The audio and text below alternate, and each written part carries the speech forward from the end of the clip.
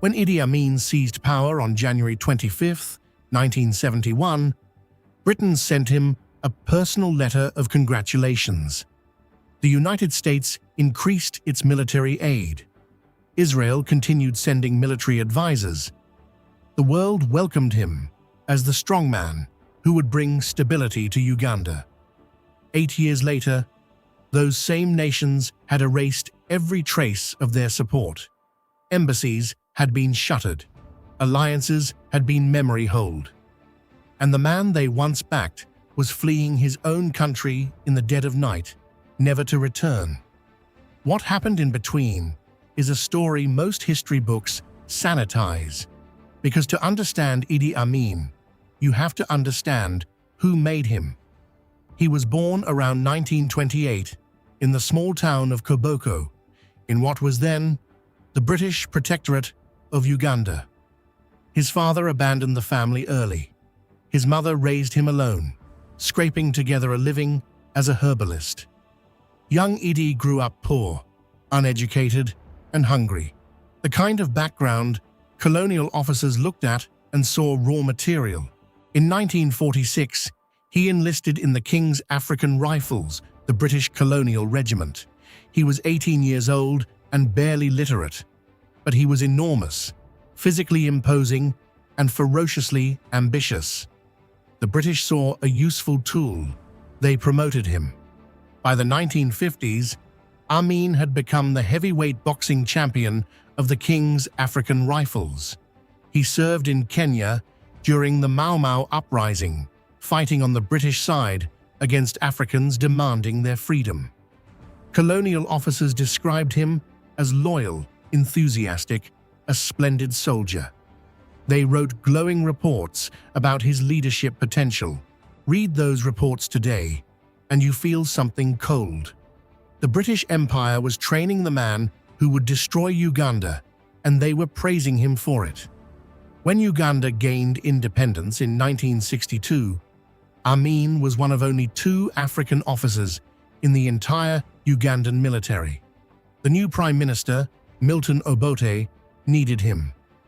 Obote was a civilian intellectual, brilliant but politically insecure. Amin was the muscle. Together, they formed an alliance that would define Uganda's first decade of independence. For a few years, it worked. Obote consolidated power. Amin rose to commander of the army. They enriched each other. They eliminated rivals together.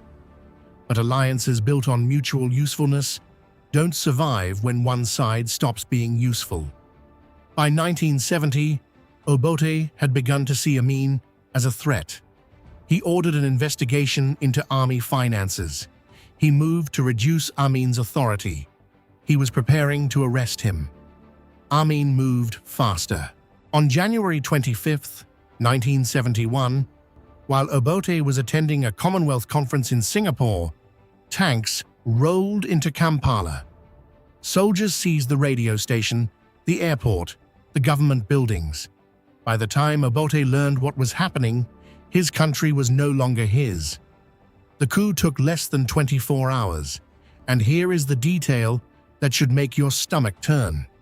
When Amin took power, huge crowds poured into the streets of Kampala to celebrate.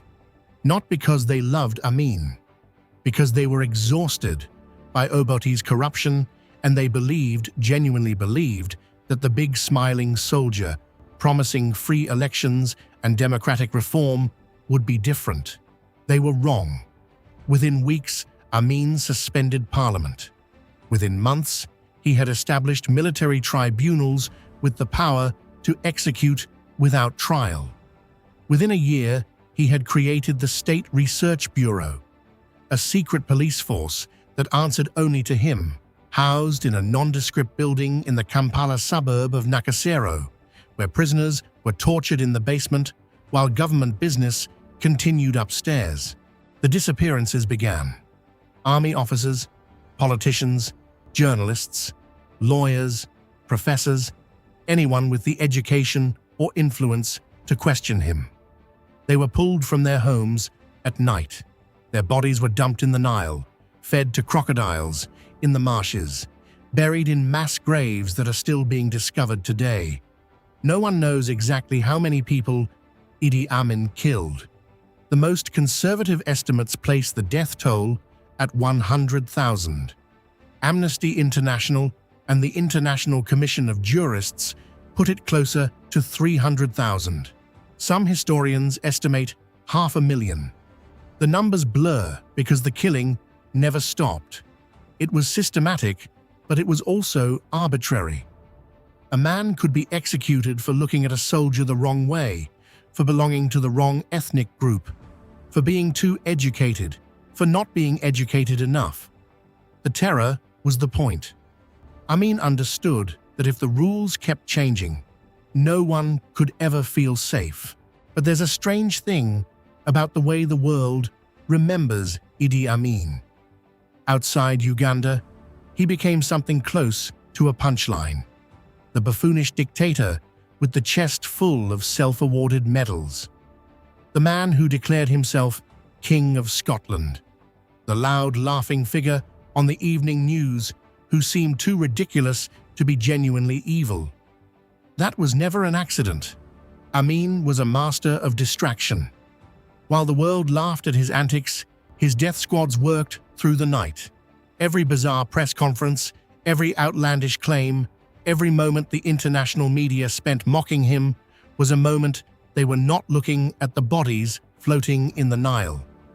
In August 1972, Amin made the decision that would destroy Uganda's economy for a generation. He announced that all Asians living in Uganda, roughly 60,000 people, many of whose families had lived there for generations, had 90 days to leave the country. They could take almost nothing with them: their businesses, their homes, their land, all seized by the state. Amin claimed the Asian community was exploiting Uganda's economy. He framed it as economic liberation, Africans reclaiming their country from foreign exploiters. His supporters cheered. Then, he distributed the seized businesses and properties to his military officers and political allies. These were soldiers, not entrepreneurs. They had no idea how to run factories, manage supply chains, or balance ledgers. Within months, production collapsed. Shortages spread. The Ugandan economy, once among the most promising in East Africa, simply disintegrated. By the mid-1970s, Uganda was a country where nothing worked. Hospitals had no medicine.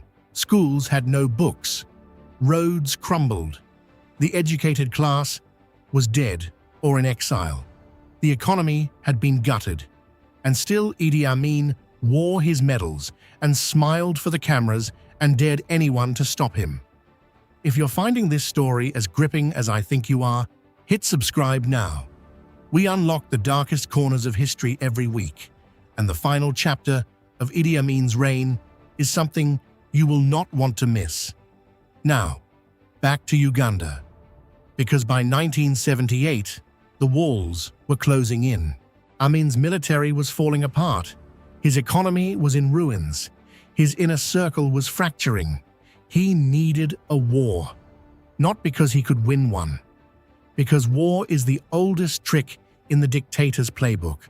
A crisis to distract from failure, an enemy to unite a broken nation. In October 1978, Amin invaded Tanzania. He claimed the Kagera region in northwestern Tanzania rightfully belonged to Uganda. He sent thousands of troops across the border. They looted villages, committed atrocities against civilians, and expected a quick, humiliating victory. What they got was Julius Nyerere. Nyerere was the president of Tanzania, a quiet intellectual who had spent years building one of Africa's most disciplined militaries while Amin was destroying his own. Nyerere did not panic. He did not negotiate.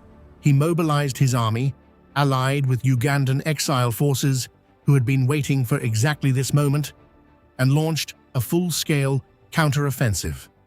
The Ugandan army collapsed almost immediately. Amin's soldiers, underpaid, and demoralized, deserted by the thousands.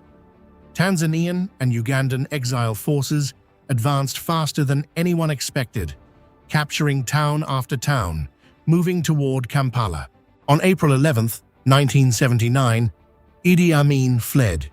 He escaped first to Libya, where Muammar Gaddafi gave him shelter, then to Saudi Arabia, where he would spend the next 24 years living in a comfortable exile in Jeddah, protected by the Saudi royal family. He was never tried for his crimes. He was never extradited. He was never forced to answer for the hundreds of thousands of bodies in unmarked graves across Uganda. He died in a Saudi hospital bed on August 16, 2003, at the age of approximately 75, officially from kidney failure. His death was mostly ignored. Here is what Idi Amin's story is really about. It's easy to remember him as a monster, a unique aberration, a freak of history, but that's a comfortable lie. Idi Amin was not an aberration. He was a product. Built by the British Empire, armed by Cold War powers, initially welcomed by the international community because he served their interests. His brutality was not a secret when he was useful. It only became unacceptable when he stopped being controllable. And the institutions that should have held him accountable never did. He died of old age in a foreign country, protected by another authoritarian regime, while the nations that helped create him carefully distanced themselves from his memory. This is the uncomfortable truth at the heart of this story. Dictators rarely rise alone. They rise because someone finds them useful. They fall because they stop being useful. And in the space between, it is ordinary people, Ugandan families, Ugandan children, Ugandan communities, who pay the price.